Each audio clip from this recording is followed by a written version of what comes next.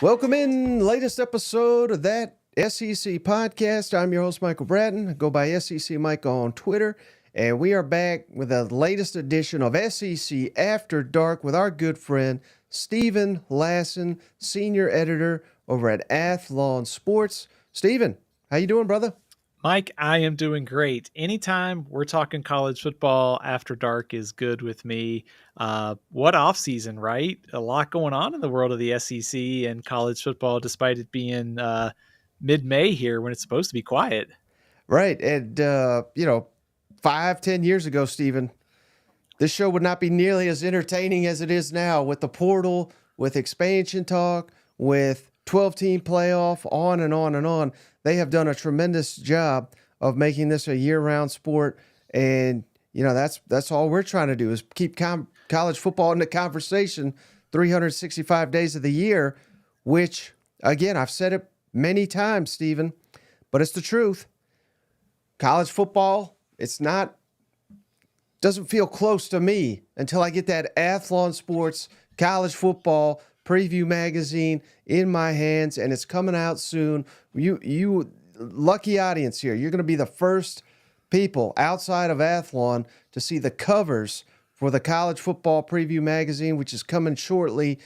We got the SEC trios. We're going to talk the best trios. I want to ask Steven about SEC expansion, some of the stuff we talked about on yesterday's episode. Some week one kickoffs were announced by the SEC and ESPN just today. So before we get into all that, Steven, can you give us the latest update here on the Athlon Sports College Football Preview Magazine? Absolutely. It's getting closer. First week of June, start checking newsstands, your favorite grocery store where you get those magazines. It should be hitting at that time, give or take a day or two. Some places it'll land earlier. Some places it'll get there a little bit later. But if you want to order a magazine and you don't want to fight the grocery store crowd or the bookstore crowd, athlonsports.com. We're going to have those up real soon, and you can order whatever cover you want and get it shipped to you. So keep checking athlonsports.com. Try and have an update next week, but it's coming soon. I know it's at the printer. There's literally nothing I can do now. So if anything bad happens in college football, knock on wood, let's hope no big changes happen. But it is being printed as we speak. Yeah, hopefully we don't get any. I know that it's happened once before, but Art Briles firing, and that just that's going to be your worst nightmare, Steven. I dread checking the college football news wire every day. I'm like, please, nothing happened that would drastically change the magazine. There's a point with the transfers. We can't get them all in because we have a print deadline. There's going to be a few that we just can't get in there. And that's just sort of the nature of the sport now, where transactions will probably go up until June. But I'm hoping, so far we haven't had any major news happen. So I'm hoping that continues at least until everybody gets the magazine in their hands. So I'm excited because I was reading through the coach scouting today. There is a ton of great stuff in there. All the team previews, the features we have. I think it's a great product. And, frankly, I think if you're a college football fan, you're like me, you're looking for something to do this summer, keeps you occupied until we get to August and get to fall practice. So it's the best way to pass the summer. And I get ready for the video game too, right? I forgot about that. Oh, baby. Yeah. I mean, this is going to be the best. I know we say it every year, but this truly is going to be the best season of college football. So, hey, without further ado, let's get into these covers real quick here, Steven. So we got two different versions. Here's the first one. We got Milroe, we got Carson Beck, we got Nico and Garrett Nussmeier. So the SEC well represented on this edition of the cover. And then one more for all you Texas and Oklahoma people jump down our throat here. We got Ewers, we got Connor Wigman, A&M, Jackson Dart, Ole Miss. We got Luther Bird. Come on, Steven. And then is that Danny Stutzman up there, Oklahoma? That is. And I think a theme on those covers, Mike, it's a theme that you and I have talked about a lot this offseason, quarterbacks. I mean, just look at how many quarterbacks are on the cover. There's 4 on the other one. This one has 3. Luther Burden, I think you could argue, might be the best player, or James Pierce maybe in the SEC this season. And Danny Stutzman, one of the best linebackers in the country coming back this year. So a star-studded cast on the two covers for us at Athlon Sports, but by far one of the easier years to pick out cover subjects because the quarterbacks are so good at the SEC this year. Yeah, so there you folks have it. That's what you're going to be grabbing here at the grocery store in the weeks to come. So I can't wait for that, Steven. I appreciate you sharing that with the audience. But real quick, again, a lot of stuff to be discussed on this episode, Steven.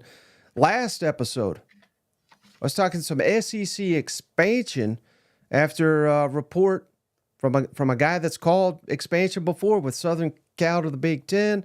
He I don't know if predict is the right word, but just revealed essentially that Colorado was going to move to the Big 12 as well.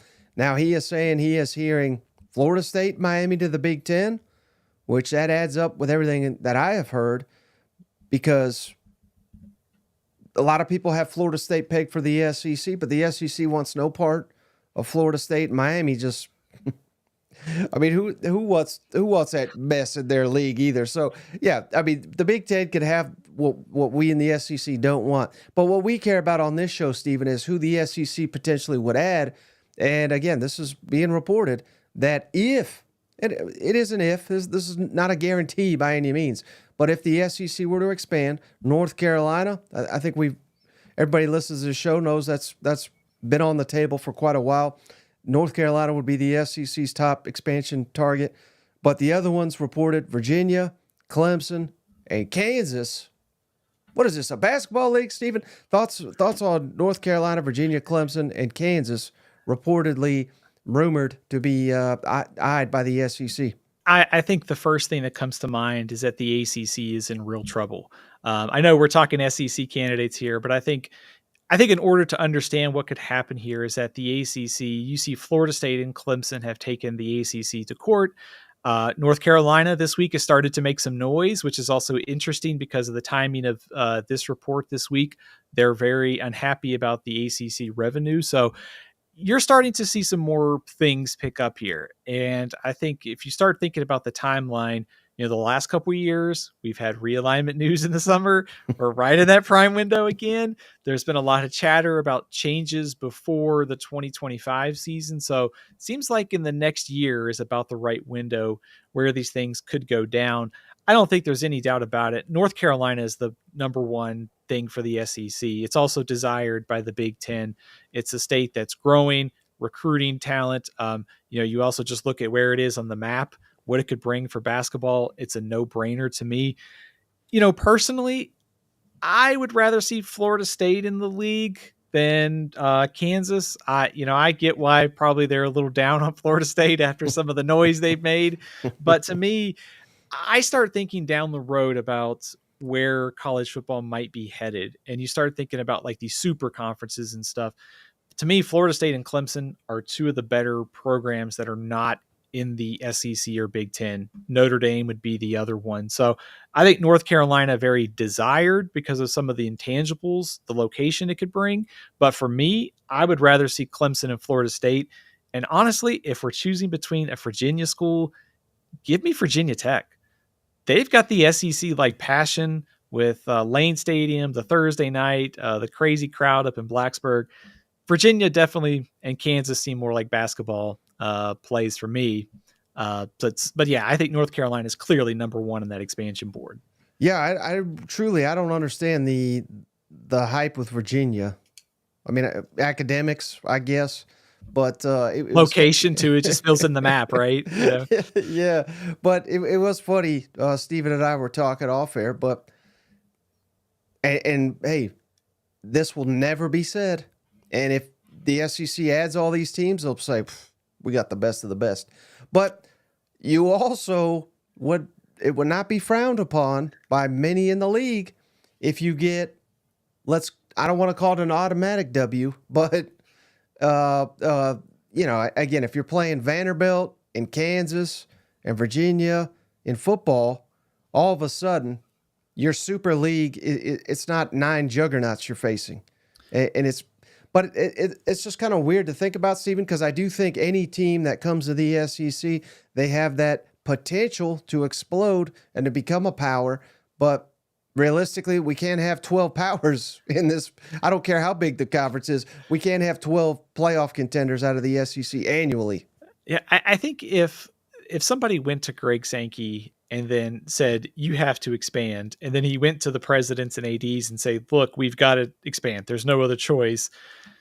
If you're Alabama, Georgia, do you want Florida State and Clemson in the conference where they can be annual playoff contenders? They both have won national championships in the modern era of college football.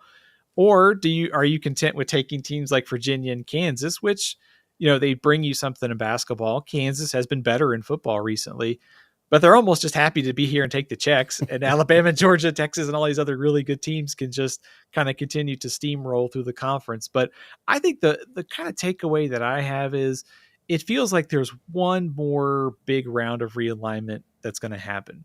And it feels like the ACC is going to get picked apart. And it feels like we're just starting to see, it's like a storm. It's starting to build a little bit here. And I think we're only going to see some more news like this over the next couple of months. Yeah, I don't get the reference 100%. I obviously know who this is, but Cousin Dakota Steven says, watch out, Bill Self isn't in the business of paying players like Brian Kelly. But didn't he got in trouble for paying players, didn't he? Maybe that's the joke there. Yeah, that's a good one. Nice.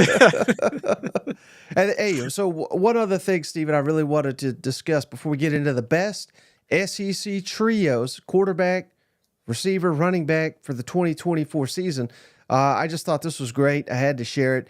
But they have revealed the SEC on ABC logo, and it looks beautiful to my eyes right here, Steven. And just like we said last week on the show, when I tried to predict, some of the kickoffs and whatnot, the whole goal here, now that we're all under the Disney, ESPN, ABC, whatever you want to call it, now that the SEC is entirely under that umbrella, no more CBS games, obviously, the biggest positive to that is essentially triple headers of action.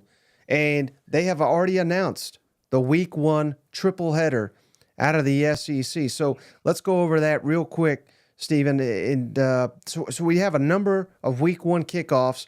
If you've missed it already, Arkansas and Missouri, they have moved their kickoffs, their season openers, to Thursday. So we got Arkansas Pine Bluff, 7:30 Eastern, 6:30 Central on ESPNU. We got Mizzou hosting Murray State at 8 o'clock Eastern, 7 Central on the SEC Network. Those are 2 Thursday, August 29 games. And then Friday, buddy, we're going to have so many days of football here. Friday, the August 30th, Temple at Oklahoma, 7 o'clock Eastern, 6 Central on ESPN. That's going to be great to see those SEC patches on the Sooners. And then here we go into the week 1 Saturday action, Steven. Saturday, August 31st. I thought this would be the night game, but they've kicked it to the noon game. Georgia, Clemson in Atlanta. Again, so this is the first of a triple header on ABC, noon Eastern, 11 Central. The second game, Miami at Florida, 3:30 Eastern, 2:30 Central, again on ABC. And then the night game, Notre Dame at Texas A&M, 7:30 Eastern, 6:30 Central on ABC. And College Game Day is going to College Station for Notre Dame, Texas A&M. There's a couple others, Stephen, but of that triple header, again, Georgia, Clemson, Miami at Florida, and Notre Dame A&M. I know you're excited about all these games, but can you rank them in Stephen's list of excitement here? So first of all, I think I would share your intrigue about Georgia and Clemson. I thought it would be the night game. I actually kind of think it's early because I don't think it's going to be that close of a game. I mean, Georgia's almost a 2-touchdown favorite. Out of those ones, it's probably the least competitive. So if I'm ranking these games from an intrigue standpoint, give me Notre Dame at Texas. It's a potential top 10 Notre Dame team with Mike Denbrock in his first game back at Notre Dame, Riley Leonard, the Duke transfer. There's a ton of change at Notre Dame, but their defense is very good. And it's a chance for Mike Elko and A&M to get off to a fast start in his first season. So that one would be number one. Miami and Florida would be too, but man, if you're attending the game, please bring an extra shirt or bring the speed stick or degree, whatever you need, because man, 3:30 Eastern time in the middle of at the end of August, beginning of September, there is going to be brutal for heat. So that one is from a scene kind of setting the table for both teams. You think about what it could mean for Florida to start 1-0 in a year where Billy Napier really needs to get off to a fast start. Miami, also a ton of optimism. I think they will be a preseason top 25 team by some. So there's a chance for Florida to get off to a good start there if they can beat Miami. And I've even seen it, Stephen. Again, you would be much more knowledgeable than I am on teams outside the SEC.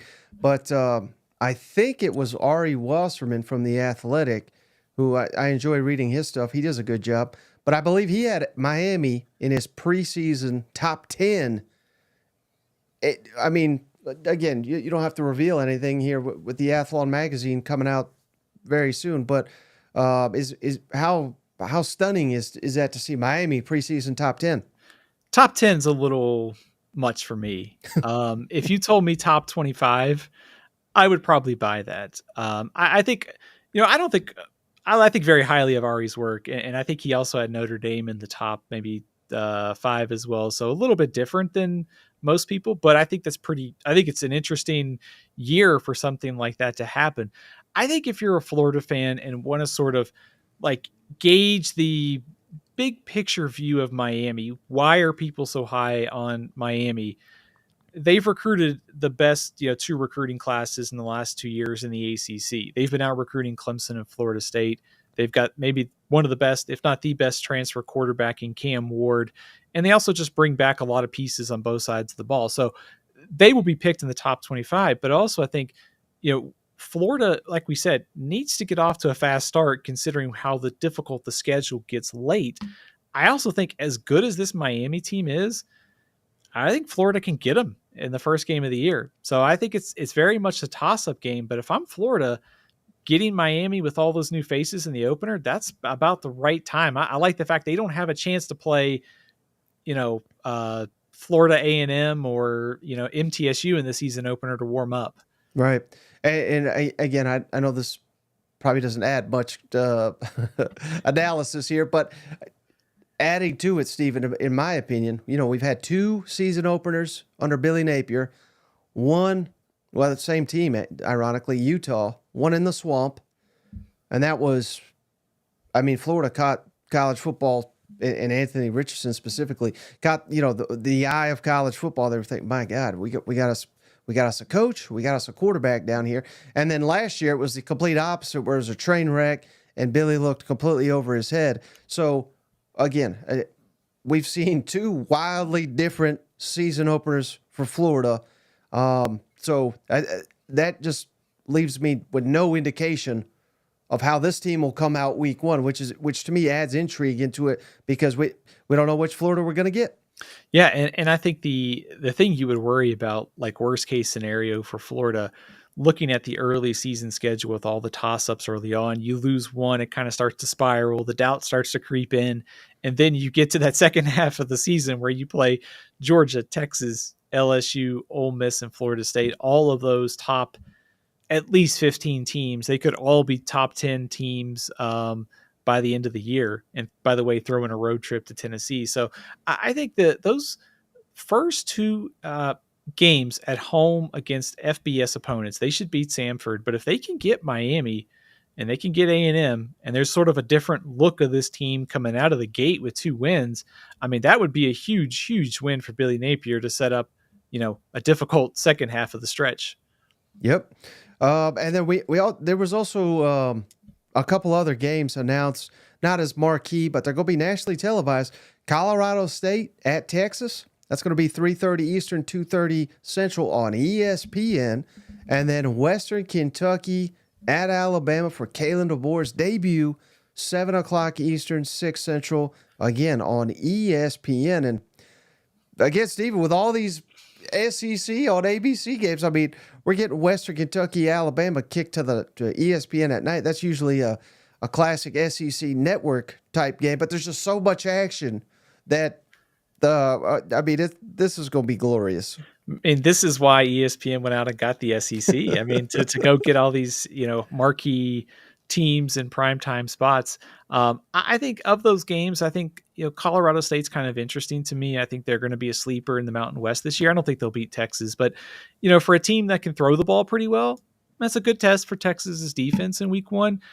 I don't think Alabama will have too much trouble with Western Kentucky. Old friend TJ Finley starting probably for the Hilltoppers in that game. But it'd be good to see what Kalen DeBoer and Jalen Milroe look like. That's a good way, an easy way to start the season. I guess I don't even need to change the channel, right? I mean, ABC and ESPN, let's just keep it locked there on the first Saturday. It'll be set. And again, this is why week 1 is so amazing, Stephen. I mean, all that action, it ain't done yet because Sunday, because there's no NFL, don't forget, we got LSU, Southern Cal in Las Vegas, 7:30 Eastern, 6:30 Central on ABC. So, Brian Kelly, you've struck out in both, I think, in the same window each time, Sunday evening. Again, of course, that was against Florida State back-to-back games, but I think it's paramount LSU gets off to a good start here and doesn't drop the opener again. 100%, and especially against the USC team that I don't think it's definitely not as good as the Florida State team they played in last year's season opener.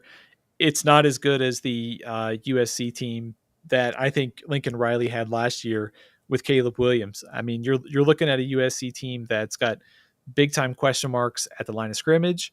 They've got a quarterback making his second start, albeit one he played pretty well, Miller Moss, in the bowl game. I think USC will do a good job offensively. Like they'll fill what they need to, and that'll give LSU a good test right out of the gate for their defense. But as far as this is last 2 Florida State LSU games were kind of a toss up in the spread. I think LSU's kind of a touchdown 8-point favorite. This is an opener LSU should win. If they don't win this one, then it may not be too pretty for Brian Kelly. Even worse than the reaction we saw to the Florida State losses. I was about to say, yeah, maybe time to start paying players if they lose that one. All right, Let's get into it, Stephen. Best SEC trios for the 2024 season. And just to explain this, because I don't want it to be confusing for anybody, but we're just going QB 1, running back 1, receiver 1. So just those 3. We're not going quarterback rooms, running back rooms, receiver rooms. Just we tried to pick the best of the best at each of those 3 positions for all 16. And then we're kind of looking at that trio as one entity, which made this unique. Steven's not seen my list. I've not seen his. So no idea which direction that he went with his rankings of 1 through 16. And as always, we're going to go in alphabetical order unless someone wants to throw us a donation, and we'll go with your team. And we're not necessarily going to do it, 1 through 16 here. We're just going to go in alphabetical and break it down. So, Stephen, let's start with Alabama on a scale from 1, of course, to 16. Where did you rank Alabama's trio, and who did you go with for Alabama's trio? Because I think that's an important question as well. Yeah, I think as far as quarterback goes, I don't think there's, that was the easiest one to pick, Jalen Milroe, the starter there. I went with Justice Haynes at running back and Jeremy Bernard at receiver. Debated whether to include Ryan Williams here, but I think Bernard, just the fact that he was a proven receiver last year at Washington, he should slide into the number 1 spot. I wrestled with Alabama probably anywhere from 4 through 7, 8 on this list. So I went with Alabama at 6. They're not that far from some of the other teams on this list. There's not a ton of separation in my mind, but they do go into the year, I think, with more question marks at receiver maybe than we've seen. I'm interested to see how Milroe adapts to this offense. I think he's going to be fine. And I like Justice Haynes as a breakout candidate at running back. I think this might speak more to how talented the other 5 trios in the league are. Yeah, that's interesting, Steven. So we're pretty spot on, but I got 2 different players than you do for Alabama, but I think that kind of speaks to how difficult it was to rank Alabama in these. So obviously I got Jalen Milroe. I got a lot of respect for him. He's most likely a top 5 quarterback in this league, particularly going from that idiot Tommy Reese to Kalen DeBoer, who we all know what he's done in his college coaching career. So I think Milroe will only get better, but it is a new system for him. So there may be some initial struggles, but you can certainly can make the case no quarterback in the SEC had a better finish to the season than Jalen Milroe. But I went with Jam Miller at running back and Kobe Prentice at receiver. So, I kind of, I know the Washington transfer, he looks like he could be their starter too. But again, it goes to, I'm not saying Alabama doesn't have players, but they don't have these elite, Derrick Henry type running backs or Ruggs receiver or on and on, Devonta Smith, Jalen Waddle. They don't have these guys that you can look at and say, okay, he's an elite player. Again, they may have 6 or 7 really good players that we could, because I consider 3 running backs, 3 receivers. So that affects Alabama's grade, in my opinion. You put Alabama 6th, I put Alabama 7th, if that makes sense. Man, so spot on to start. Pretty even in our first evaluation of Alabama. I like a lot of Alabama's, I think, skill talent. I think the question is, are they like tier 1 all SEC guy? And I think for Miller and Haynes at running back, it'll be interesting to see what they do as far as opportunities go, because Washington had a really good running back last year in Dylan Johnson, so it's not just exclusively to throw the ball. But I think from a receiver standpoint, Isaiah Bond, if he was still at Alabama, I think they'd be higher up on this list. I think you feel good about him as being one of the SEC's best receivers. Don't know that we have that clear indication yet of who's going to be the go-to guy for Alabama this year. Right. And cousin Eugene, appreciate you. He gave us $5. He says, the drill, do Florida last. So unless a Florida fan wants to give us more than $5, you're going last. Cousin Rusty, $10. Appreciate you, Cousin Rusty. He says, hotty toddy. We got a Mizzou donation here in a second too. So let's go with Ole Miss, Steven. Thanks to Cousin Rusty here. Where did you rank Ole Miss 1 through 16 for their trio? So let me give a little bit of a qualifier here. I sat and thought about like the SEC in relation to the rest of the country. And I sat here and thought these top 4 might be like 4 of the top 5 in the country. I've got Ole Miss at 3. I consider them at 2. I feel very good about this trio. I think let's start with the quarterback. I think Jackson Dart, improvement from year 1 to year 2 as the starter. I think he's going to take another step forward this season. Love the weapons around him. You throw Trey Harris with Juice Wells, Caden Prescorn. This is a top 10 receiving core in the country. At running back, I went with Ulysses Bentley. I think you could, if you wanted to throw Krosky Merritt or Henry Parrish in there, you can. I think Ulysses Bentley is really solid. I don't know that he'll necessarily be the true 250 carry kind of workhorse kind of guy. I think Ole Miss has a very the trio of backs they should feel very good about. So I've got him 3rd. But Mike, to be honest with you, I think this just speaks to how good I think the other 2 are. They're a top 5 in the country, but maybe 3rd in the SEC. You can call me crazy if it's. I'd love to, Steven, but no, I call you a genius because you are. I got Ole Miss, not 3rd, but I got them 4th. But I'm splitting hairs here. I think one of my teams in the top 4 people are going to bicker with, but we'll get to that in a minute. But Ole Miss, number 4 for me, Jackson Dart, Trey Harris. I mean, elite of elite. I think Jackson Dart, I'm very curious to see how he does this year. Stevie's going to be surrounded by weapons, obviously. The offensive line looks better thanks to transfers. You hit it. I think Juice Wells, maybe the most underrated transfer in the entire country. If we can get him to be what he looked like 2 years ago, I don't know if Ole Miss is going to be stopped this year. And I know when you were putting the magazine together, you asked me, who would I put second best running back in the SEC? It's very difficult this year. A lot of good candidates. But I told you, Ulysses Bentley. I think, and, I went back and looked and I was like, well, maybe that was a reach because nothing he's done justifies that necessarily, but I'm trying to project what he will do.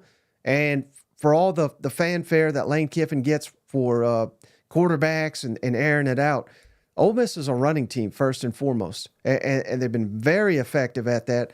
his entire time in Oxford. I think they're going to be very effective. Now, they've added transfer guys to burden the load, like you said. So Bentley, if he got to 250 carries, I think he may lead the country in rushing. But I don't know if he's going to get that many, but I still consider him at RB1 here. And, I think he's poised for an outstanding year. So I may be talking, maybe at Ole Miss, I probably should have put a little bit higher. But fourth, I think feels good. And I think a big reason for that is Jackson Dart.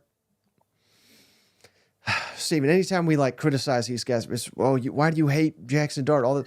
Mike, I want to tell you, come on my national show and talk about Deion Sanders in Colorado. Do you want to talk about anybody? You say anything bad, you hate Deion, you're sleeping on Deion. So right. So I'm sleeping on Jackson Dart a little bit, and again, I'm gonna throw up his stats. It's not like he's awful by any means, but I think he's the toughest quarterback in the SEC.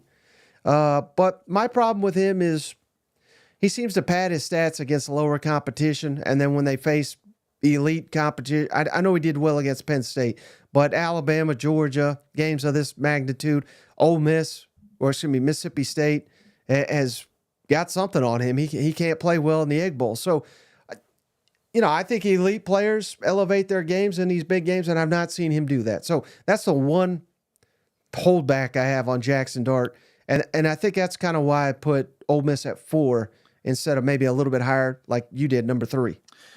I think the good news if you're Jackson Dart is all the pieces are really in place to have that, kind of, first team, second team, all SEC kind of season, maybe contend for All America honors because of the skill talent that's around you. And Ole Miss has done a lot to improve the offensive line, the talent, the overall depth, and especially if you're Jackson Dart in your third season, this is your team.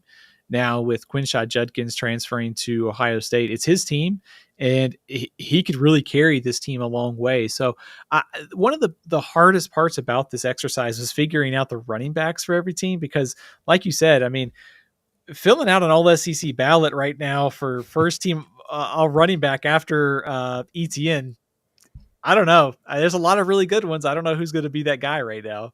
Right. And then we got another donation because of Dakota. He's a big Mizzou man. Appreciate you, brother. He says, can't stomach hearing about the piggies before the good guys. So let's do Mizzou, Steven. Where do you have Mizzou in your rankings here? So I'll throw out the same qualifier I did for Ole Miss because I really felt this way with Missouri. I've got the Tigers at 4, but I think this is maybe a top, 5 trio in the country. We'll start with the quarterback. I love the development from Brady Cook last season. Went from being, ranked one of the lowest rated quarterbacks in the preseason to one of the best. And I think you could easily see him taking his game to the next level this season with another year under offensive coordinator Kirby Moore. I went with Marcus Carroll at running back. It's fair. I think fair to say, how will the Carroll and Nate Noel translate to the SEC? Cody Schrader was so good last season. I'm not too worried. I think they'll get production out of one of them. And of course, that receiver, the best receiver in the SEC, the best receiver in the country, Luther Burden, no doubt about it, number 1. Yeah, I got his chips up there for a reason, Steven, but I'm going to disagree with you. Here's where our first disagreement here. You got Missouri 4. I got Missouri number 1, Steven. Number 1 trio, in my opinion, and that is in large part to Luther Burden, who... I've said it before, I'll say it again. Every time I watch a Missouri football game, it doesn't matter who they're playing, if they're playing Georgia or, Tennessee, what have you, it's Luther Burden stands out as the best, most dynamic player on the football field, and that was as a sophomore. So, I think he'll be even better as a junior. I think he's the best player in the country. I think Brady Cook is poised to take a huge step in year 2 under Kirby Moore's offensive system. And like you, I went with Marcus Carroll, and maybe that's a little disrespectful to the beast now that's in the NFL, but I like Brady Cook as arguably the top quarterback in the SEC, at worst maybe 3. So give me Luther Burden as the best overall player, obviously the best receiver. I think that pushes Mizzou up to number 1. Would you take big issue with that? No, I don't think so. I don't think you're crazy. I was trying to figure out a reason why maybe I should like give like a hard like argument against Missouri, but I felt like the top four were really close. I think if if looking at some of the candidates for the top team, you could put Ole Miss, Texas, Georgia. None of those teams have a receiver as good as Luther Bird. Like he's the ultimate one at his position. He's the ultimate difference maker in this conversation. I like Carson Beck as the best quarterback in the SEC right now, coming into this year, but there's not a ton of separation to Brady Cook, and I think they're going to be fine at running back. So maybe I'm too low on them. I got them, like I said, I think they're top 5 in the country. I have them 4th, but so. All right, how about cousin Michael here? He's a big Gator, so he gave us $5.01, which outdoes $5, of course. So let's do the Florida Gators, Stephen. Where do you have the Gators on this rankings? This is tough because I felt like 7, 8, and 9 are all pretty interchangeable. I've got them at 9, and I'll kind of dive into why here. I think as far as some of the other quarterbacks on this list, so Wigman, Jackson Arnold, Nico, Brady Cook, I just feel like there's a little bit more upside this year with some of those guys. The word that came to my mind while looking at Florida was they feel rock solid kind of all over the place, which placed them almost in the middle of the league. For me, Montrell Johnson set as the number 1 running back. They have a couple other guys that will definitely contribute. And I like Eugene Wilson a lot too. I think he's going to be a breakout star for the Gators this season. So really nothing that Florida did. I just like some of these other trios a little bit better than them. And I got them at 9. Oh no, cousin Eugene with another $2. No, stop. Oh, Stephen, why do you hate Billy Napier, the Florida Gator? I can't believe that. I knew I was going to be too low on him. Hey, believe it or not, I got Florida number 2 because I think Trey Wilson, breakout star in the SEC, is dynamic as a true freshman. I think he's going to be even better as obviously a sophomore. Graham Mertz, slept on that guy way too much last offseason. Yeah, I don't think he's anything super special, but the fact that, there's no question that he's your starting quarterback, and you just added arguably the best quarterback recruit in the country in Lagway, and by all accounts, Mertz is doing everything that he can to help Lagway along. I like to see that leadership from Graham Mertz. And Montrell Johnson, of course, very underrated running back. We know Billy Napier loves they play. I heard it one time. I can't remember who said it, Stephen, but they said Billy. It doesn't matter if Billy's playing Alabama, Georgia, or South Florida. He wants it to be a one-possession game. He played a ton of those at Louisiana. Yeah. Which is like the most disrespectful thing you can say. But it's true. I mean, hell, I've watched enough of them to, they don't score in bunches. They're methodical, slow, execution, yada, yada, yada. But that leads to a lot of carries. So I think Montrell Johnson is going to have a good season.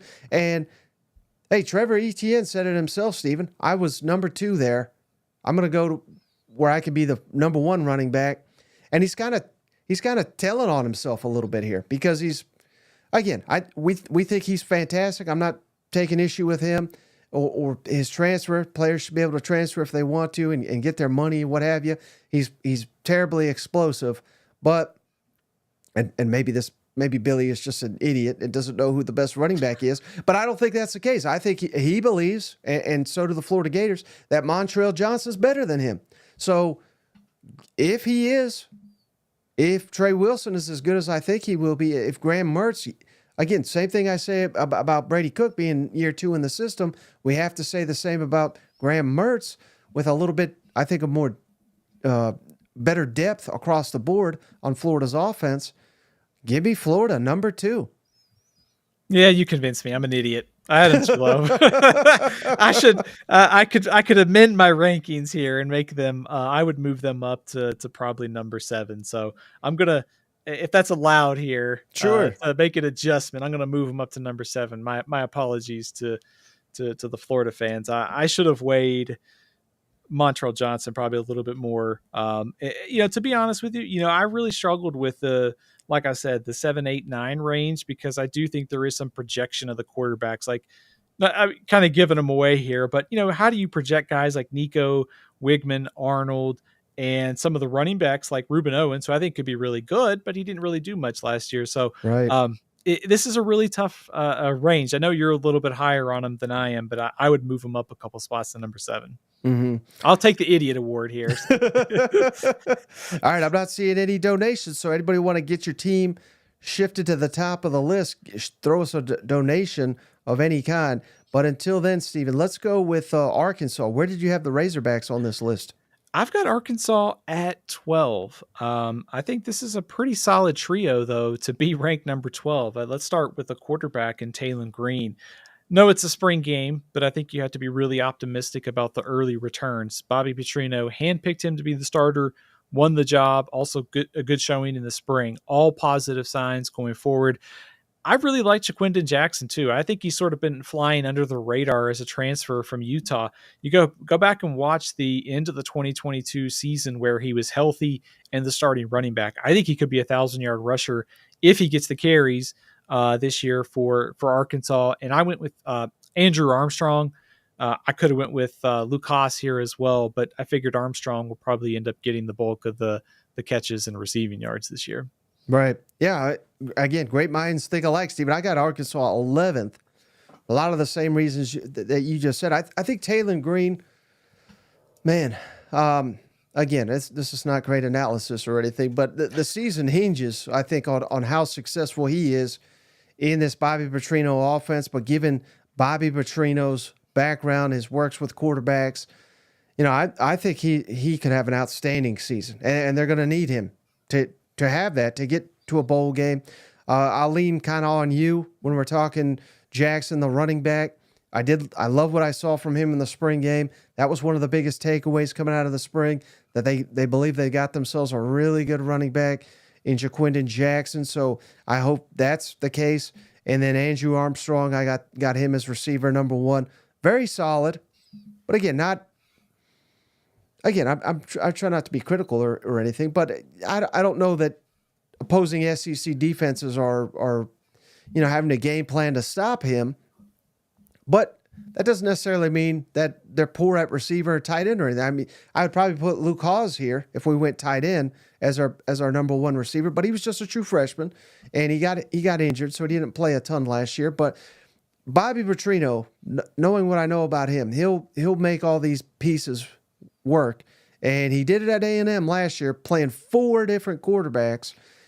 That's going to be critical too. Is what kind of offensive line do we put on the field for Arkansas? Because that's been killing us. If we can get the offensive line right, I think Arkansas is going to be the most improved offense in the entire SEC. That's kind of the wild card for Arkansas, isn't it? Like the Bobby Petrino factor in doing these rankings, because there is a little bit of a projection involved with all the statistics, like just trying to project like which ones are going to be most successful. And you add Bobby Petrino to an offense that has a quarterback with a lot of upside, but still unknown in the SEC, and a receiving core that really needs to produce more big plays this year. So I think Petrino's the wild card. I think the season really does, though, hinge on Taylon Green plus offensive line for Arkansas, because there is a lot of potential here if things fall into place well. Yep. All right, Steven, how about Auburn? Where'd you have the Tigers? I've got Auburn at 1 spot ahead of Arkansas. I've got them at 11. Kind of the difference here, I kind of weighed Jarquez Hunter a little bit better than Jaquindon Jackson at this point. I like the way Jarquez Hunter kind of seemed to find his rhythm later in the season. It would be good for Auburn for him to get going a little bit earlier. Receiver, I think Auburn's got, an edge here at receiver over Arkansas. I think whether it's Cam Coleman or Keandre Lambert-Smith, whichever one, I would rather have one of those guys over Andrew Armstrong at this point. The quarterback situation definitely is the one thing that kind of made me pause and maybe consider putting them a little bit lower. But I've got Auburn at number 11 in my rankings. Yeah, interesting. So I got them 12th. I agree with a lot what you said. If I knew that Cam Coleman is going to be amazing, which he looks the part, but there's been a lot of freshmen that look the part, and then we get to the season and they kind of struggle. And not that I believe that he will, but just given the fact that we don't know I went Keandre Lambert-Smith as our number one receiver, just given that he's done it at a high level at the Power Five. Jarquez Hunter, I think, like you said, very underrated. But again, if you can't say something nice, don't say anything at all, Steven. And just Peyton Thorne was the reason they're number 12 in my view. If he can play much better than he did yesterday, they'll skyrocket up this list, particularly if some of these young receivers emerge. But I got to call it like I see it. So I got Auburn 12th. If they get better quarterback play, I'll move them up this list.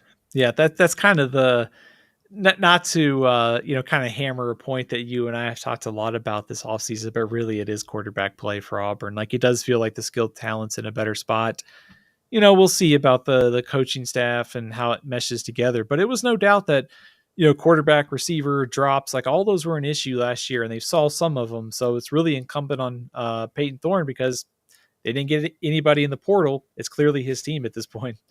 Cousin Benny says he's a thorn in the SEC QB room. Oh my God.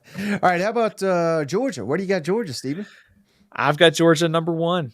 This was not an easy pick for me. Like I said, I debated Texas, Ole Miss, Missouri, all at number one.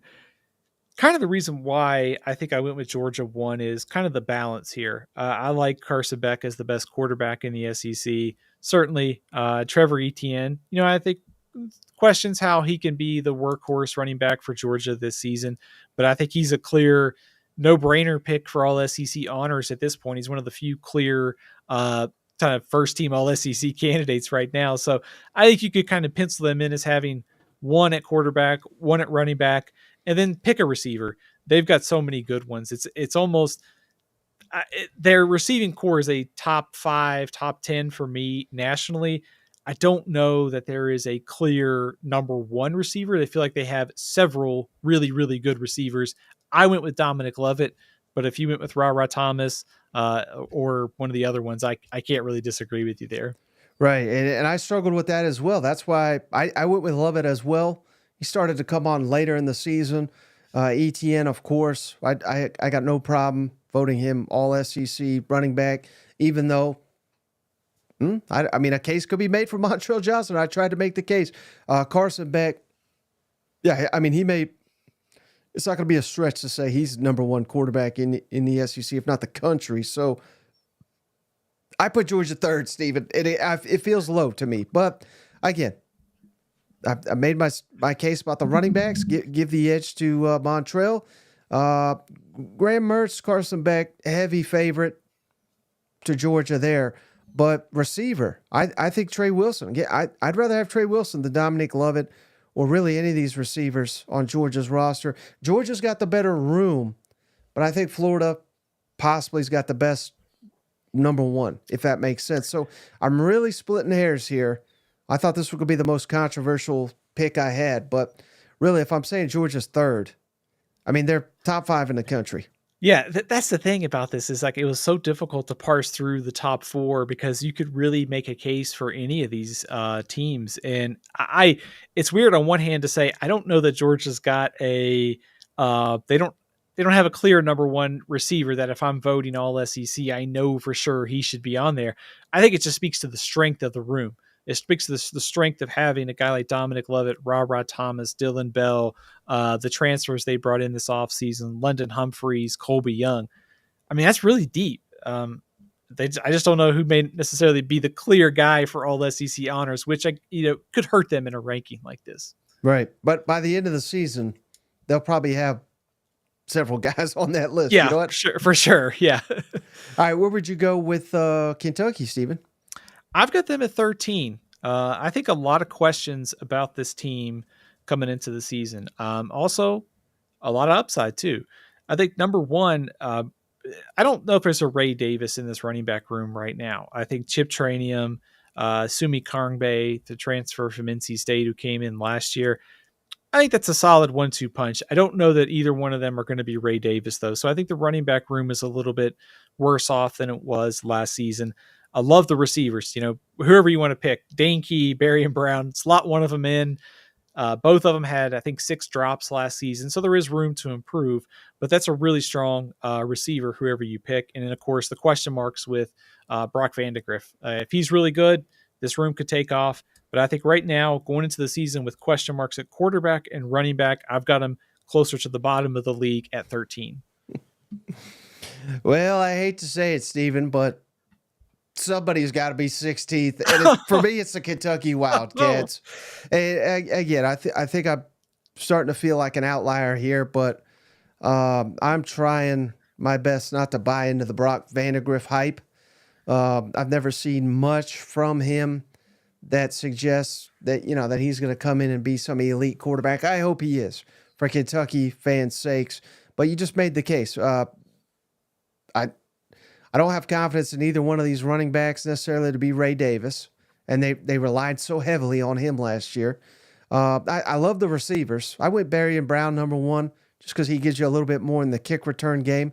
But again, if I knew what Brock Vandegrift was, this would be so much easier. But I was hearing from people on the coaching staff. I was hearing from big boosters there. I was hearing from Kentucky sports radio people. They were like, you don't understand what Devin Leary's about to do to the SEC. Like, they were like over the moon that this guy was going to come in and dominate. And none of them, they were all wrong. They were all completely wrong. And I don't know how you get that so wrong. So again, I don't know how to evaluate Brock Vandegrift. I've not heard the same things that I heard from those people last year, because they're probably, whatever they are hearing, they're like, let's not run our mouths again until we know what he's got. But I hope he's elite. I hope he's a 5-star, because it'll make Kentucky fun. It'll make the SEC better. But until further notice, running back's a huge question mark. Quarterback's a huge question mark. I got Kentucky 16th. I thought Devin Leary would be better too. I wonder if maybe he wasn't as healthy as maybe we thought from the injury at NC State, considering he missed most of that season. But also, I think you back to last season in the preseason, how, guys like Bryce Young, Hendon Hooker, some others were gone. It was kind of a weird year for quarterbacks in the SEC. Anthony Richardson too. It felt like you almost like try to talk yourself into somebody, and maybe that's what we all did with Devin Leary. Yep. All right, Steven, how about LSU? This was an interesting one, I thought. Very interesting. I'm absolutely terrified I'm too low on them. I've got them at 10. I think that there's some questions here coming into the season. Now, like I said, I think 7 through 9 plus 10, they're all pretty close here. I love the upside for Garrett Nussmeier, a quarterback. Do worry a little bit about the changeover in play callers, going from Mike Denbrock to Joe Sloan. I think there'll probably be a little bit of transition there. And of course, you lose 2 high picks at receiver in Malik Neighbors and Brian Thomas. Plus, not really sure what we're going to get at running back for LSU this year. So there are some questions here. I don't know if there's a true kind of all SEC guy at receiver right now. I think there's a lot of guys to like on that roster at receiver, but definitely not the firepower offensively going into the year that they had last season. Well, you nailed it, Steven. I got to congratulate you, because this is exactly where I had LSU as well. Number 10, again, I think Nussmeier will be solid. Just given what we have seen from him, he won the bowl game. He's played extensively, or as extensively as you can as a backup in this league. So confidence in him. Kyron Lacey sounds like, he's going to be the next. I don't want to say great, because there's been so many great LSU receivers, but he's got the potential to be the next really good one down there. Hopefully he is great for the Tigers. But again, I think we got a hole at running back. And I think that's going to be exposed here. I have Josh Williams as their number 1 running back, but I don't know, Steven. I mean, I think I've said it before, just how dynamic Jane Nails was on the ground. I think that kind of fooled. I don't want to say fool's gold, because there's nothing fool. I mean, he was just so awesome, but it made their numbers look better, and it looked like they knew how to run the ball, when really a lot of that was just Jane Dales, particularly just taking off when he had to take off. He was very effective. Now you don't have that. Nuss doesn't give you that. I'm not saying they're going to be awful running the ball, but I don't think they've got a game-breaking running back at LSU, which just feels weird. It does feel weird. And also, if you go back to 2022, Josh Williams was their leading running back rusher outside of Jaden Daniels with about 536 yards. So really 2 years in a row. I mean, Logan Diggs was 653 last season behind Jaden Daniels, but clearly Jaden Daniels, the rushing attack for LSU the last 2 years under Brian Kelly. So I think in order to offset some of those defensive concerns, they're going to need, and of course losing the firepower, they're going to need some of these other pieces to sort of rise up a little bit and pick up the slack. So really, I had Caleb Jackson in there as the running back, but Jackson, Josh Williams, behind a very good offensive line, they're going to need some more pop from this running game. Yep. All right. Hey, I'm not seeing any donations. You want to get your team to the top of the list. Where are these Tennessee people? Cousin Shane is called the Tennessee fandom cheap on here. They never give us their money, Steven. I don't know what's up with that. But until further, saved it all for Nico and the $8 million. Yep. All right. So let's get it. We're staying all alphabetical, Steven. How about Mississippi State? Where do you have them? I've got them at 15. I think there's, to sound like a broken record, I do think there are some things to like here. And trying to be cautious and not read too much into the spring game. But it looks like Blake Shapen's pretty set as the starting quarterback. I think, another couple months to get comfortable under Jeff Lebby. I think they've got some firepower. And I really like Kelly Akari, the receiver they brought in from UTEP. He averaged over 21 yards a catch there. He very much fits that big play weapon that you need to stretch the field in an offense like this. Running back is a real question, though. Davin Booth, the transfer from Utah State they just brought in, might end up being their go-to guy. Throw in Kevon Lee, a former transfer from Penn State. This is a running back room with a ton of questions, so I've got him at 15 coming into the season.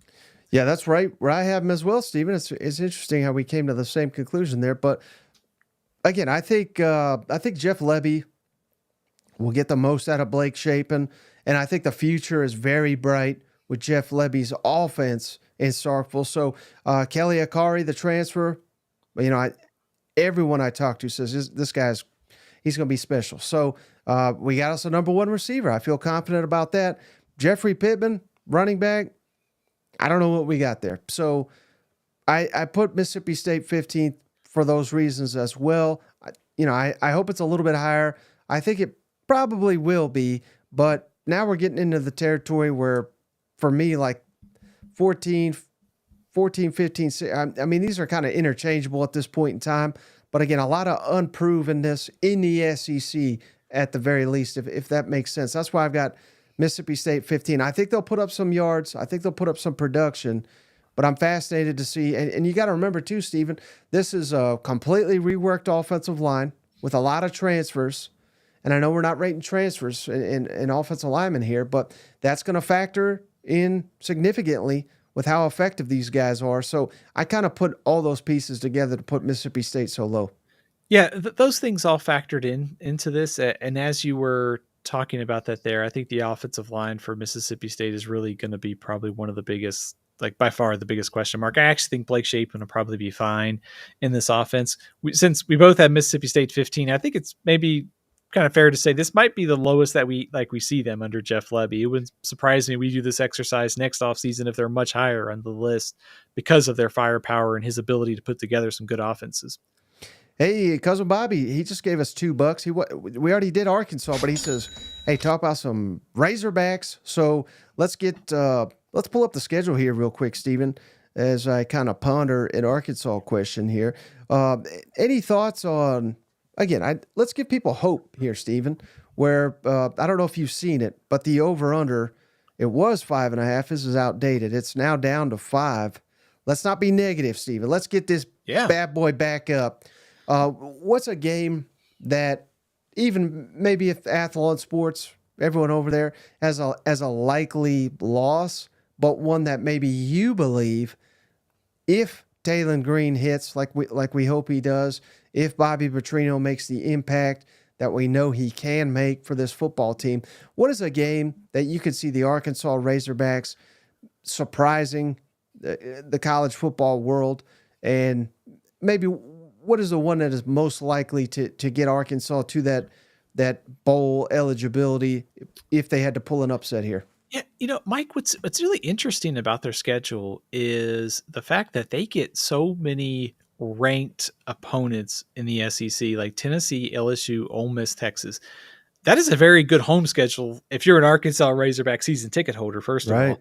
But also, you look at the timing of some of these games. The fact that Arkansas gets Tennessee before they come home to play the Gators and play the Crimson Tide, that's got like trap game written all over it. You also look at the game against Ole Miss is a week before Ole Miss plays Georgia. So, Ole Miss might be looking past Arkansas for that game against Georgia and a huge showdown in Oxford. And of course, we know what happened the last time that Texas went to Fayetteville. They got met by a buzzsaw on the Razorbacks. So, I look at that schedule and I kind of go, if Arkansas can, they should be able to get those 3 non-conference games outside of the Oklahoma State game. But what if they stole that Oklahoma State game? And then all of a sudden you start looking, okay, maybe you can steal the Auburn game, even though it's going to be tough on the road.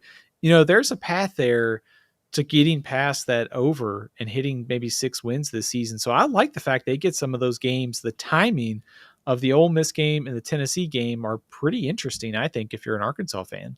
Yeah, I'll predict now, Stephen, if they beat Oklahoma State, Arkansas is going to make a bowl game because they'll beat Mississippi State on the road, I think, if they're good enough to beat Oklahoma State on the road. So give us 4 non-conference, 5 Mississippi State, and the rest of these, there's going to be one upset somewhere. I don't know which one, but I like the Ole Miss possibility, even though I think Ole Miss is going to be awesome.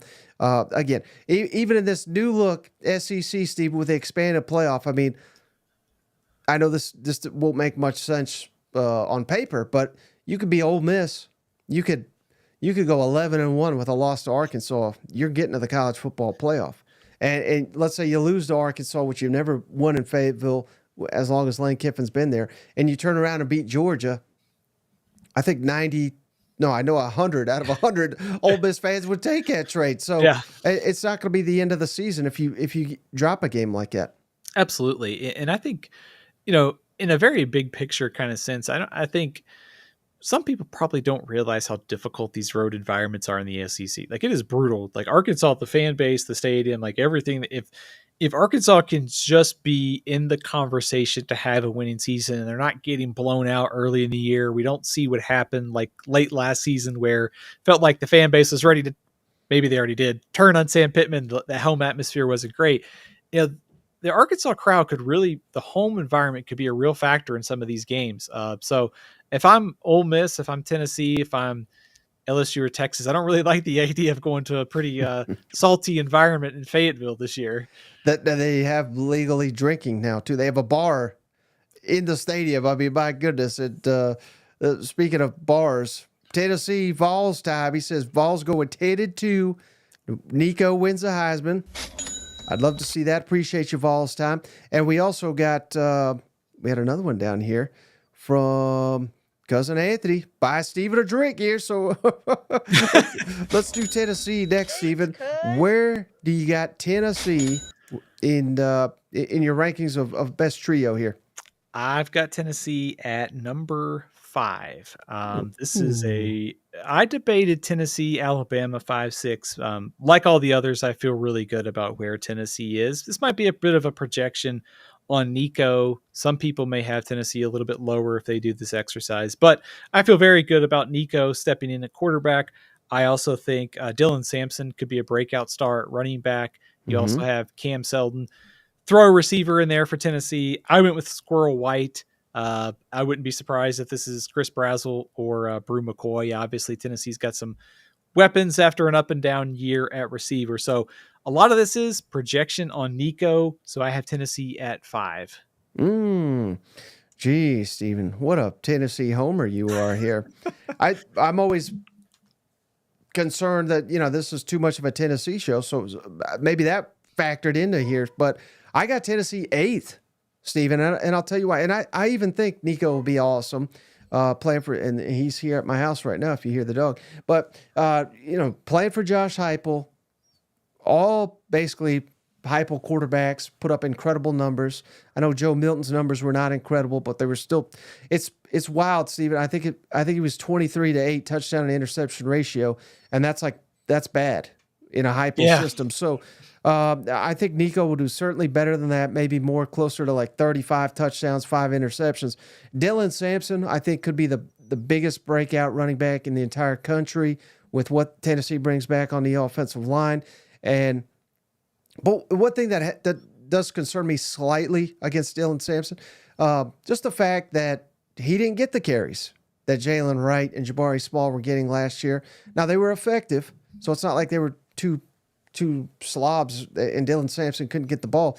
But, those guys wear down the defense, and then in comes Dylan Sampson, and he's more rested and he looks dynamic. Can he carry the load?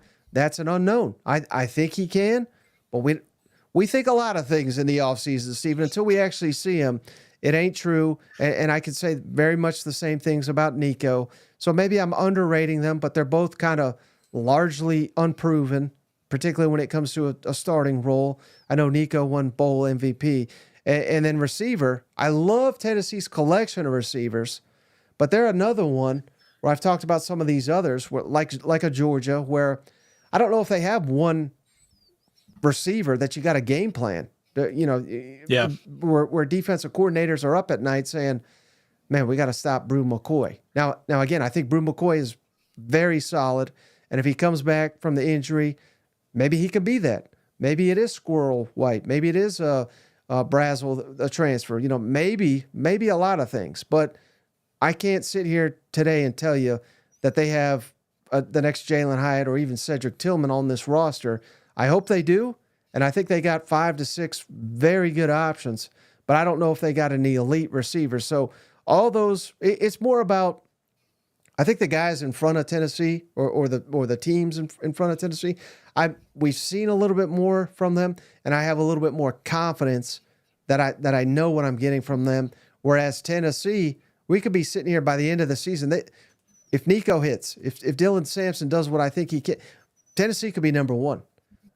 Playing for Josh Heupel's in Josh Heupel's offense, but I'm not going to sit here and just predict that given all these great players we have in this conference.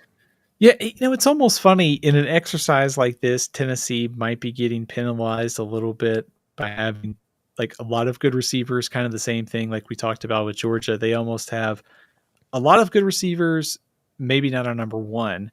For this exercise, it may hurt them a little bit.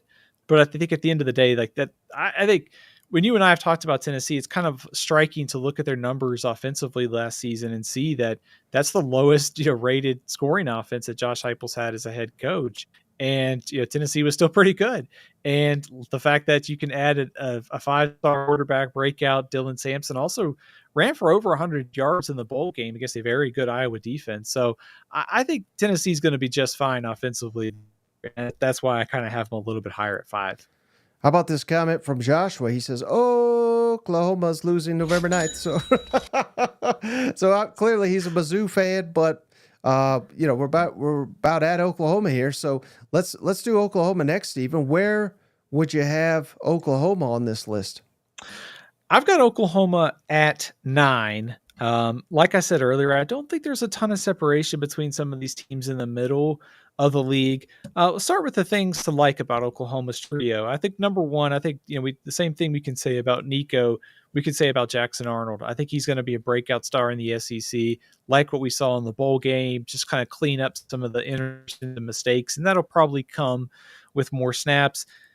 Gavin Sawchuk, running back, he closed the season last year with 5 straight 100-yard rushing performances, so trending in the right direction. But he wasn't healthy at the start of last season. They need him to be more consistent this year. And I really like Deion Burks. So we saw it in the spring game. And whether it's Deion Burks or Nick Anderson, Jalil Farooq, don't forget about Andro Anthony, too, who was hurt for a good chunk of last season. Oklahoma's receivers are awesome. I've got Deion Burks as the best. But they're 9th on my list, but pretty much close to top 5. Not much separation among that group. Oh, yes. I forgot Deion Burke's the transfer, Steven. So I put Nick Anderson just because he broke school record for touchdown receptions as an Oklahoma Sooner receiver. So, I mean, we're talking arguably a top 5 program in all college football history. You scoring 10 touchdowns. I believe he's a redshirt freshman, but still a freshman record. Jackson Arnold, I think, is going to be awesome.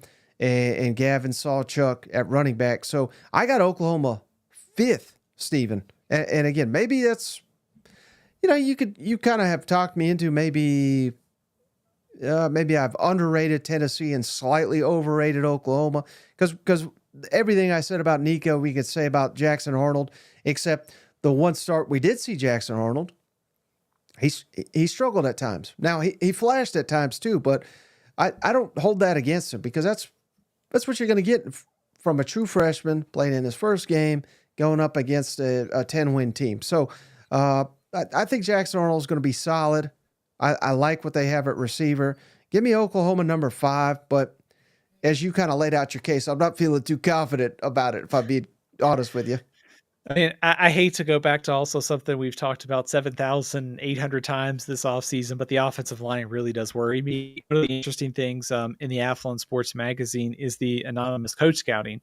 And one of the things that they other coaches in the SEC have pinpointed, you can bet it's the offensive line. There's not a ton of belief from opposing coaches that their offensive line is going to hold up this year. So that's the ultimate wild card and probably all of this ranking of Oklahoma's trio this season. Yeah. All right. How about South Carolina, Stephen? Where'd you have the Gamecocks?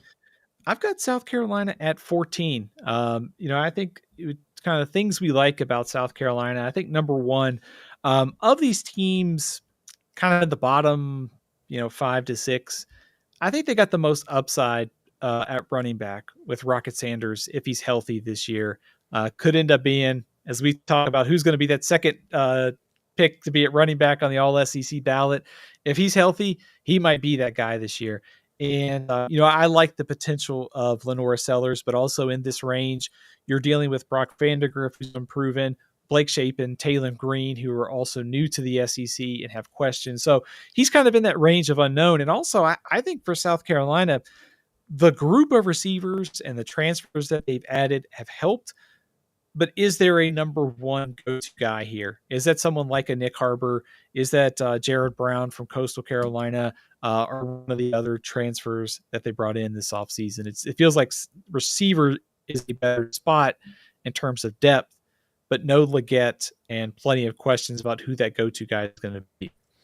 Right, yeah. And so I went with Jared Brown, but I don't feel great about it. I almost went Nick Harbor, like you said, but I kind of weighted as productive at a lower level compared to potential, but not proven at this level. So not having that number one, that I docked the Gamecocks there. Everything you said about Rocket Sanders 2 years ago, he was arguably the best running back in the entire SEC, which makes him arguably the best running back in the country. If I know that that's the Rocket Sanders we're getting, I'm bumping them up. But, man, we've been talking a lot about offensive line. If they don't get better on the offensive line, good luck. You know what I mean? So that's holding me back. But certainly I feel like Rocket Sanders is the most proven of this trio. And then Lenora Sellers, I just don't know what to make of him because we've seen so little of him. But I hope he's outstanding. And just because it'll make South Carolina more fun and muck things up for like week 2, Kentucky, week 3, LSU. If Lenora Sellers is as good as some of these Gamecock fans believe he can be, they've got a fighting shot in many of these games outside of, this middle of the schedule looks like a dang gauntlet. But the rest of them, they're all attainable. Maybe not Mizzou, but that's at home. So, Lenora Sellers, unproven. So I got Carolina 14th as well. We're dead on right there with the Gamecocks. On that South Carolina schedule, it also feels like, although there's a lot of very difficult matchups and a lot of this is getting to bowl eligibility would be a huge, I think, accomplishment for this team. But also, you look at that schedule and go, they beat A&M in November at night. Williams-Brice of 4. Ole Miss, a tricky road trip here. LSU's in flux early in the start of the season. So I don't know, man. If South Carolina could get that offensive line and Sellers gets off to a fast start, they're going to be a really interesting team in the month of September. Yeah, and I know it's been said to death, Stephen, but just looking at this schedule, this is the one program that if I'm a fan, I say, what did you do to us, schedule makers? I mean, you really screwed us with no Florida, no Tennessee, and no Georgia, which I don't know. When I think of South Carolina, those are arguably the three best conference games we get every year, and we don't get any of them for 2 years in a row. I mean, again, there's no way they're going to make everybody happy, but I think South Carolina got the raw in there. Yeah, I think so too. I mean, I was counting there's 4 opponents from the old SEC West, and of course you get Oklahoma, who's a newcomer to the SEC. So yeah, I mean, like you said, I think from a scheduling standpoint, this is one of those things that it would be nice to see a little bit more regional. Like I know Georgia would be tough, but it's great that playing Georgia, playing Florida, playing some more of and Tennessee too, some more of your traditional East regional rivalries would be nice. Never a better time to get the Florida Gators than right now either. But right. All right. So when was the last time you said, let's get Florida on the schedule, right? Yeah. Where you got Texas, Stephen? I've got Texas at number 2. I think coming into this year, Quinn Ewers is either, by the consensus, he's the second, third best quarterback in the SEC. I think you could also look at the receiving core. Yes, they're losing a ton, but I think pick one of the transfers, and I picked Isaiah Bond here.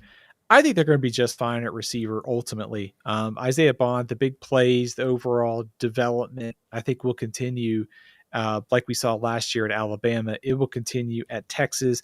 I got CJ Baxter at running back. Jaden Blue could either be the starter here too. They're in good shape at running back. I don't know they necessarily will one guy take all the carries or will they split. I think that's the big question we've been trying to figure out about the running backs. But I think Texas is in really, really good shape here. Mm-hmm. Yeah, I went with the same guys you did. Baxter at running back, Bond at receiver. But again, they got multiple candidates there in Austin for those. Quinn Ewers, I'm not necessarily buying the hype. I know again, people are going to take that as he's awful and I hate him and all this, and I'm not saying there's a controversy. I don't think Arch Manning should be our starting quarterback. That's fun to talk about, but not realistic. So I had Texas 6, but again, not to keep repeating myself, but they're in the caliber where the running backs and the receivers, I think, outstanding collection. I don't know Isaiah Bond. If he's your number 1, I just don't know if he's like a elite. He had moments, no doubt. Baxter the same. Now he could be a huge breakout. Sarkisian's done an outstanding job with these running backs lately, so he may be the next game breaker. I know they like Blue, I think is his name. So I think it'll be kind of by committee. And then again, Ewers. I mean, he's never finished the season. Or finish the season. He's never went the whole season without getting injured. So he's injury prone too. Again, he has moments. He's inconsistent. He's got maybe the best arm in all of college football. He's got to put it all together. A lot of unknowns. I underrate Ewers a little bit here. So give me Texas 6. I don't feel great about it, but I'm sticking with it, Stephen. I was going to give you a hard time for having Texas behind Oklahoma, because if you kind of look at the situation, Texas has a better quarterback right now. I think they're better at running back. I think Deion Burke might be picked ahead of by Isaiah Bond by most people in the sort of receiver rankings this offseason, but I think it's close. So I'm a little surprised to see Texas behind Oklahoma in your rankings. Well, I never claimed to be a smart man, Stephen. But you know who is cousin Josh here. He gave us $5. He said, this for Thomas Ward in the chat. MIZ owns you November 9th. Pretty important you say that. Oh, my goodness. I mean, are you going to sit there and take at Oklahoma? I mean, we might need a donation here to combat that. But all right, so we hit Texas. How about A&M, Stephen? Where'd you have A&M? I've got A&M at 8. I think a lot to like about this trio, kind of like we've talked about with a lot of these. I think a lot of this depends on Connor Wigman and, kind of meeting those breakout expectations that they've been there the last season. Then the injury happened. It's all in place for him to do so again this year.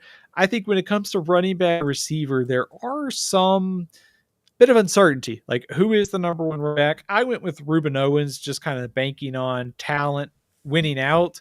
And at receiver, you can kind of pick whether you like Ja'Day Walker, Noah Thomas, or Moose Muhammad. If I guess he's out of the Fisher not being there, he could be a bigger part of the offense this season. So plenty of receivers. I think the question is, do they have a number one go-to guy? But this is a really, really solid trio. Right. Yeah, and it's funny, Stephen, because I got A&M right there with you. You have them 8. I got them 9th. But again, I'm splitting hairs here. Connor Wigman, from what we have seen, he's got massive potential. He's another one, though. He couldn't stay healthy, and if I can't hold that against some quarterbacks and not hold it against him. So we need to see more consistency there. I went Le'Veon Moss at running back. Again, trio. I get Reuben Owens, throwing him in there.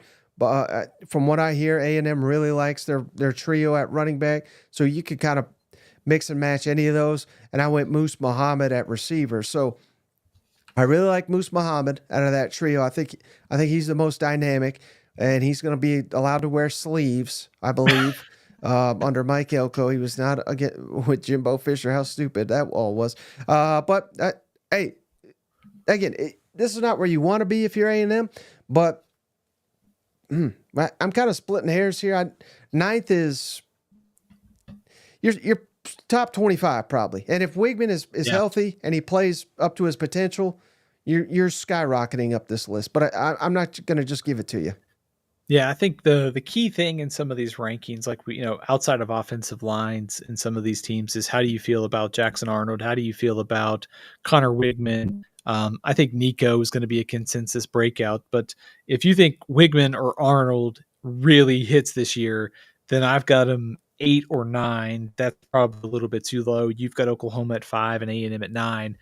One of these teams easily finish in the top 4 if everything kind of falls into place this season. And, much like Oklahoma, I think A&M offensive line, how does it all fall into place this year too? I think will be a real question. We'll get a good idea because of Notre Dame's defensive front in the season opener. Hey, cousin Dakota, he gave us $20. He says, "Hey, we'll pile on Thomas. What the heck?" Yeah, thank you, Dakota. And then, another great donation from cousin Rick. Aggies, 4th best winningest record since joining the SEC. Appreciate you, cousin Rick. Let me ask you this real quick. So he gave us $20, so I want to talk Aggies a little bit longer here. But I'm gonna throw up our schedule here. Did you see it the other day, Stephen, where DraftKings came out with some SEC lines, and they had A&M. Now they didn't do all of them. They didn't do like Murray State, Bowling Green, and New Mexico State and all this, but they had A&M favored in every game aside from Texas. So again, you should not be confused. That doesn't mean they're predicting Texas A&M to win 11 games. It doesn't mean that they're better than everybody they face except Texas or anything like that. But how big of a surprise was that to you, Stephen, going into year one, Mike Elko, that at least one sports book, for whatever it's worth, is given so much consideration to Texas A&M? Are you buying into that hype? Do you think they screwed up there? I don't know. Just your thoughts on that. Mike, I'm almost afraid to answer this question because when I answered with some A&M, A&M could be a playoff dark horse. Like, I got reamed for this on the internet, man. No, I think if you look at A&M's schedule, like a dream schedule for a first year coach, you're on the road at Mississippi State, South Carolina, Auburn, and Florida. 4 teams that are not going to be in the 25 this year. You're getting Notre Dame, Missouri, LSU, and Texas 4, top 15 teams or so at home. So a coach that has a track record of first year turnarounds gets a really, really good schedule against against an LSU team with a lot of questions. Same thing with Notre Dame in the opener. I think there will be some preseason skepticism on Missouri. I'm not really buying that, but I think there will be. But this is also a really talented roster too. I mean, Jimbo Fisher, if he did one thing, he could stockpile talent. I think Mike Elko is going to do a really good job of developing and sort of taking that talent to the next level. I wouldn't pick them to make the playoff, but I am also not surprised that there will be some very high expectations, dark horse kind of conversation because of the way the schedule breaks with a roster that people in Vegas think very highly of because of the recruiting the last couple of years and feel like they have underachieved, and this staff can get them on the right track, if that makes sense. Yeah, and there is precedent for this. We shouldn't all look for this one season, but remember Gus Malzahn came in? Yeah. I think Auburn was picked like 6th in the West that year. They went to the national championship, and had they not blown it against Jimbo Fisher, they would have been national champions in Gus's first year. So it can happen. And apologies to Joshua. He gave us money. I screwed it up. He said, yeah, Mike screwed that up. It's M-I-Z. Z owns you. So apologies on that one. All right. So I think we only got one more left, Stephen. Vanderbilt. Where'd you got the Commodores? I've got them 16th. I think there's obviously a ton of questions here. First of all, how do the two quarterbacks coming into the SEC adapt to this? I like Diego Pavia. He's fun. I think he's going to be a little bit chaotic in a good way, but still big questions week to week. How will he handle the SEC? And if it's not him, Nate Johnson was more of a runner at Utah. Can Vanderbilt get him to be more consistent, more balanced, sort of passing and running? And then, I think pretty highly of Cedric Alexander at running back. I think he's kind of made the most of a very difficult, very bad offensive line. But we also know that Vanderbilt lost a couple of their key receivers. Can someone like Quincy Skinner, Junior Sherrill, Fungi, the transfer from Texas Tech, can one of those guys step up? I'm kind of skeptical that they may have a number one guy right now. Right. Yeah, I got Vanderbilt 13th. So, like you said, I like Ced Alexander. I think he's pretty solid. He was one of the best, if not the best, freshman running back in the SEC last year. So he's solid. I'm fascinated by Diego Pavia, and if he can carry over that, what he was able to do at New Mexico State there. So, I don't know. Give me a little love for the Vanderbilt Commodores. I'm splitting hairs again. 13, 14, 15, 16. I mean, they're kind of all interchangeable, and a lot of teams are capable of jumping Vanderbilt. But I make fun of Vanderbilt enough, Steven. I don't need to make fun of them anymore. You know what? It's Vanderbilt can't be 16 in everything, right? They got to be like a little bit. No, they're probably going to exceed our expectations somewhere this season. I felt, I was doing the position rankings for the SEC, the magazine, and there's it's pretty much easy to pencil in Vanderbilt at the bottom for almost anything, with the exception of maybe running backs this year. So I think if you're looking for optimism, there are some pieces at running back and receiver. I think they've improved that offensive coordinator too. Can they get good quarterback play plus the offensive line? So anything in my mind, 13 through 16, very much a toss-up. Almost which one of those quarterbacks with a bunch of question marks do you believe in a little bit more? Hey, one final one, Steven. Cousin Thomas, he's getting back at these crazy Mizzou fans. Maybe Mizzou can get their 25th win all time on November 9th.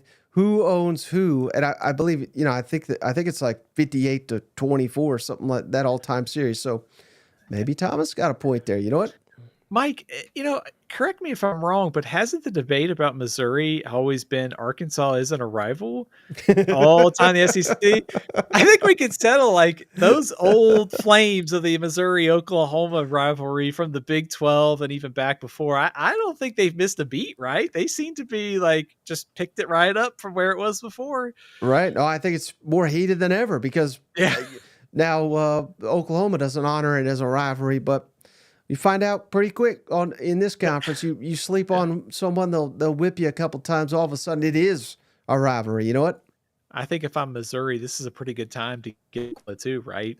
I mean, you're projected to be a top 10 team. Oklahoma's kind of in transition under Brent Venables. Not so many times is Missouri going to be picked ahead of Oklahoma. Well, it could be this year. So if you're Missouri, it's a pretty good chance to capitalize on that. Well, all right, Steven. So we went 90 minutes here. So I appreciate you. As always, all the time and consideration and work you put into making this show better. Before you leave, can you tell the audience where can they find you? Where can they follow you? Yeah, absolutely. You can follow all my work at athlonsports.com. Hope to have some more intel on the magazines real soon, but athlonsports.com is where you can read on my work day to day. And at Athlon Steven on Twitter, Steven L. CFB on Facebook. And all right, Steven. Well, hey, that's all we got. I think we may have even lost you there, but we do appreciate each and every one of you for hanging out, especially those on the live show. Cousin Shane will be back on the next episode. We will catch